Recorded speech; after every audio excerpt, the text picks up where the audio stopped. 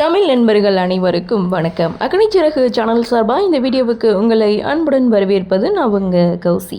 கார்த்திக் ரேவதி சீரியலுடைய அடுத்த எபிசோடுக்கான ப்ரொமோ என்ன அப்படின்றத பார்க்கலாம். லாஸ்ட்டு எபிசோடை பொறுத்த வரைக்கும் கார்த்திக் ரொம்ப சிரமப்பட்டு அந்த சிலையை மீட்டெடுக்கிறாரு.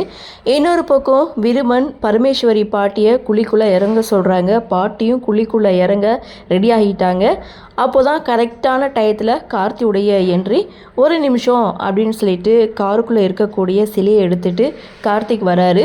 ஸோ சிலையை ஒப்படைச்சிட்டாங்க. அடுத்து என்ன, கும்பாபிஷேகத்துக்கான பந்தக்கால் நட்டாச்சு.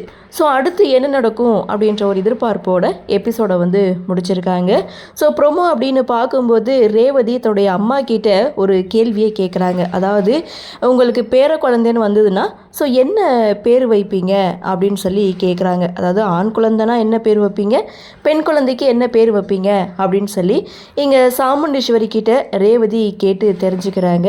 அப்போது கார்த்தி ரேவதி கிட்ட தனியாக இருக்கும்போது எதுக்காக இப்போ இந்த கேள்வியை நீ அத்தைக்கிட்ட கேட்ட அப்படின்னு சொல்லி கேட்கும்போது அப்போது ரேவதி கண் கலங்கிக்கிட்டே கார்த்திக்கிட்ட சொல்கிறது, துர்காவுடைய விஷயம் தெரிஞ்சு அம்மா எப்படி துர்காவை ஒதுக்கி வச்சாங்களோ அதே மாதிரி கும்பாபிஷேகம் முடிஞ்சதுக்கு அப்புறம் அம்மாவுக்கு எல்லா உண்மையும் தெரிய வந்ததுன்னா ஒருவேளை துர்காவை ஒதுக்கி வச்ச மாதிரி தன்னையும் ஒதுக்கி வச்சா என்ன பண்ணுறது, அதனால தான் நான் முன்கூட்டியே நான் இந்த கேள்வியை கேட்டேன் அப்படின்னு சொன்னதும் கார்த்தியை ஒரு நிமிஷம் ஃபீல் பண்ணுறாரு.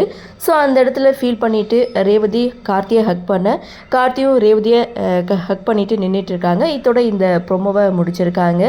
ஸோ அடுத்தடுத்து என்ன நடக்கும் அப்படின்ற ஒரு எதிர்பார்ப்போட எபிசோட் நகரமும் இருக்குது, ப்ரொமோவும் கொடுத்துருக்காங்க. சரி, என்ன தான் நடக்குது அப்படின்றத நாமளும் பொறுத்திருந்து பார்க்கலாம்.